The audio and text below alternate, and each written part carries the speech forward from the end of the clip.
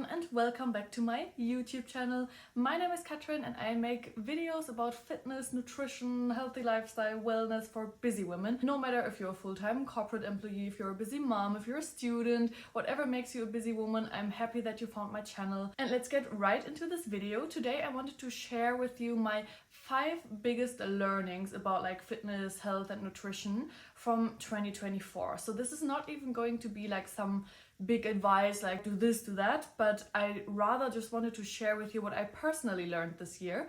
And really looking forward to hearing your opinions about that, and let's maybe discuss about one or another topic in the comments. I made a few notes here, so don't be surprised if I sometimes look at my laptop. But the first thing that I really learned this year is that you can never have it all when it comes to your physique goals. So last year in 2023, so maybe just quickly as a bit of a background again, maybe watch my very first YouTube video if you want to know a bit more about my personal fitness journey. I've basically started my proper fitness journey in 2022, beginning of 2022, after being so fed up with being caught in the crash dieting, yo-yo dieting cycle. And that's when I really got into lifting. And then over, let's say, the first year, I've also really like lost quite a bit of fat, and so in 2023 I was a bit leaner than this year. So then in the end of 2023 I decided to like go more or less on a bulk, and I definitely ate in a slight surplus until, let's say, summer 2024. So this summer I definitely had a bit more body fat than in summer 2023, which was of course not always super easy for me, but I also know that I did it on purpose because I really wanted to gain some muscle mass, and I've really lifted heavy this year. And that's when I really understood, because sometimes I was like, oh, I wish I was still as lean as last year when I looked at my pictures from 2023. But then I also realized that you can never have it all. I mean, this doesn't only account for fitness, this accounts for so many things in life, and it is absolutely true. In order to gain muscle mass, you can't eat in a calorie deficit. You have to eat at least on maintenance, if not even in a slight surplus. I would also say, like, I'm not advanced, but I'm already, I would say, at least intermediate with lifting, and it is already becoming a bit more difficult for me to apply progressive overload. So I really have to eat more in order to have more strength, in order to grow more muscle mass. A calorie surplus always comes with a bit of body fat. You cannot only gain muscle mass. So this summer I've definitely also enjoyed one or the other Aperol Spritz. My summer was also really social. I had a lot of social events. I did a lot of traveling together with my friends. So definitely this is also one of the reasons why I gained a bit of body fat. But as I told you, I've also really lifted heavily this year, and now I'm slowly starting to lose the fat again. For me, for some reason, it's much easier to lose fat in winter because my summers are always like really super social. Yeah, I just eat and drink a bit more in summer. So I don't know why, like usually people bulk in winter and cut in summer, but for me, I don't know, it's just easier the other way around. And so yeah, this is really something that I had to learn this year. You can't have it all. Sometimes you just have to go through these phases where you have a bit more body fat. And in general also, like even if I didn't do a bulk on purpose, I think there will always be ups and downs. You also might, I don't know, get sick or like be traveling a lot or so and not be in your best shape for a while. But that's totally fine. Your fitness journey is a lifelong project and not something with a certain end goal. So it is absolutely normal that there are ups and downs in terms of muscle mass, body fat and so on. And yeah, that was definitely one of my biggest learnings this year. Secondly, kind of a similar topic, but this was the first summer where it didn't really bother me so much having a bit more body fat. Yes, as I said, I sometimes look back on my pictures from 2023 and thought, wow, I wish right in this moment I was still as lean as in 2023. But still, I have to say I'm really proud of myself because I still went out, I went to the beach, I wore a bikini, and I didn't really feel unnecessarily uncomfortable. When I was still caught in the crash dieting trap, I felt so uncomfortable during the phases where I've gained all the weight back that I really only wore oversized clothes, avoided to go to the beach, avoided to wear a bikini wherever possible. And this is something that really didn't bother me this year. Also, of course, this year the situation has been completely different. I'm totally out of the crash dieting trap. I didn't gain body fat this year because it was one of my like crash dieting phases, but more, as I said, like due to like bulking, but of course also a bit more like social events. But anyway, it didn't bother me that much. And then I really realized that I by now have internalized everything that I have worked on mindset wise since 2022. Because my fitness journey, of course, didn't only come along with 4 lifting sessions per week, but I also worked so much on my mindset because I've been caught in the crash dieting trap, and I really wanted to understand why, what leads to it, like what mindset changes do I need to make in order to get out of this. And by now I've really internalized them, and I also finally understood that your current physique does not define your worth. And it is totally fine to have a bit more body fat. You still deserve to go to the beach, wear a bikini. Everybody is a bikini body. There is no certain definition or a certain way that you have to look like to wear a bikini. So this was such an important learning for me, and I'm really proud of myself that I just enjoyed the summer and didn't hide under wide clothes also just because I had a bit more body fat.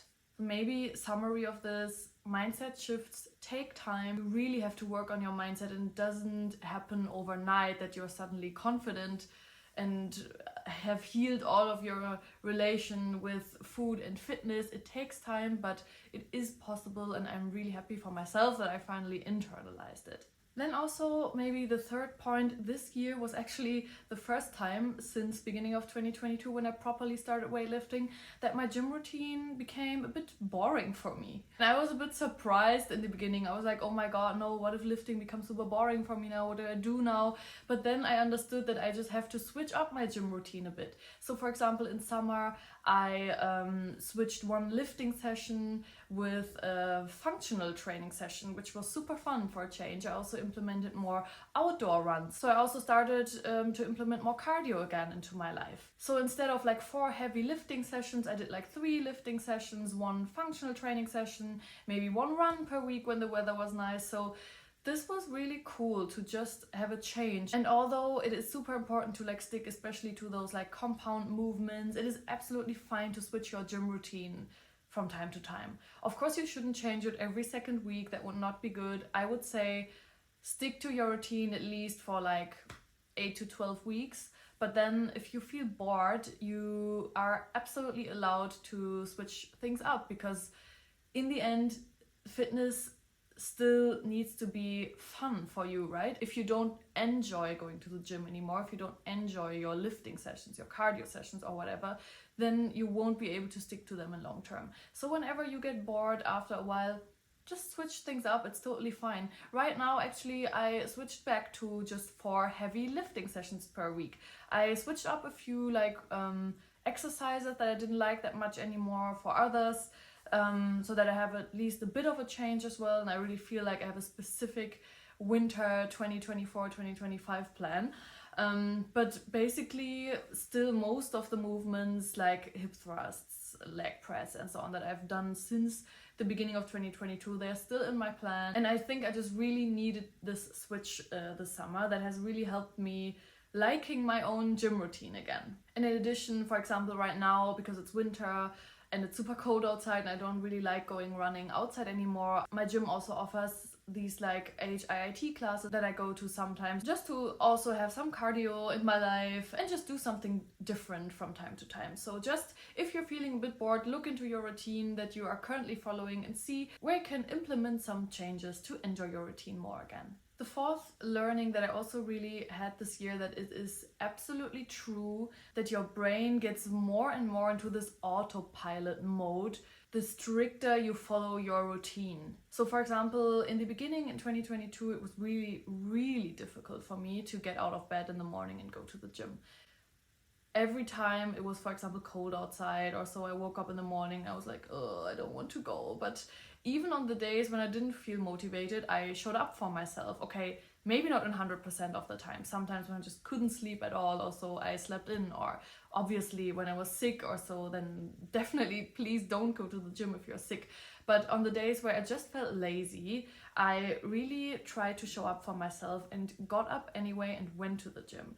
And by now, I really have to say in 2024, it has been so much easier for me to get out of bed. Like even at the moment, like I'm surprised how easy it is for me to get out of bed at 7 a.m. and go to the gym by bike when it's -2 degrees outside. So I really believe that it's true, the more you just stick to your routine, the easier it gets, because by now my brain is so on like autopilot mode. I know by now when it's Monday 7 a.m. I get up before I start my home office day, it's leg day. This is so non-negotiable for me nowadays that it has become really easy for me, and I'm really proud of that, and I really wish that for all of you guys. And I promise you it gets easier. If you start with something, it is not a routine yet. It is new for you, for your brain, for your body. So a routine is only built once you've stuck to the routine for a while. Then it is actually a routine. And now my lifting sessions are an absolute routine and a fixed part of my week every single week. And I really promise you, if you are just at the beginning of your fitness journey right now, that it will get easier. You just have to show up for yourself on the days when it's hard, when you're feeling lazy, when you're not feeling motivated. And the more you do that, the easier it will be for you to not even think about it anymore, because it's so non-negotiable for you. It is so natural for you to go to the gym. So stick with it, and I'm sure at some point you are at the point where I'm right now. And then the last learning from this year is more around nutrition. So for a while this year, I think it was in June or so, I tried to start eating intuitively. And I have to say that it is much more difficult for me than I expected. This is really something that I want to work on in 2025, because I don't want to count calories forever. Of course, I know by now, for example, if I eat 100 grams of rice, I know how many calories that has approximately. And in the beginning of my fitness journey, it has really helped me to track my calories, my macros, to have a better overview on what I'm actually eating, and also if I wanted to go in like a specific deficit, or this year like into a surplus. It made it easier for myself to track calories, and I also have to say that I personally am not triggered by counting calories. If you are feeling triggered by counting calories, then I would always say please don't do it. I personally don't, so it's fine for me, but what bothers me is that it takes so much time. I don't want to type in every single calorie, every single meal into my tracker, and that's why in long term I really want to eat intuitively. When I started this year, I realized that I naturally, when I eat intuitively, tend to eat in a surplus. And by surplus, I don't even mean like only like 10 to 50 calories. I mean surplus of like 200 calories.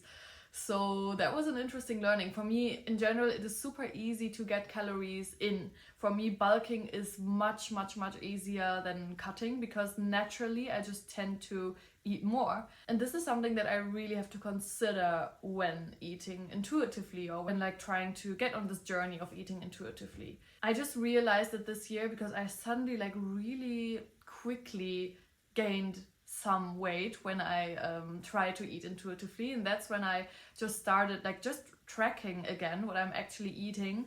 And then I realized, wow, I'm actually eating in a surplus of like 200 calories or so. Although I slowly wanted to stop my bulk and eat less again, but yeah, I just naturally tend to eat more than I need. So this is something that I need to consider, and I really want to go on this like intuitive eating journey in 2025. Will take you guys with me. But yeah, it would be interesting to hear how it is for you. Like when you don't track your macros or your calories, do you tend to eat less, or do you tend to eat more, or do you more or less hit your maintenance calories?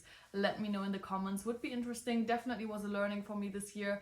In general, I would say it was a good year in terms of fitness. I definitely gained some strength. My mindset was really good. So really looking forward to continuing my fitness journey in 2025.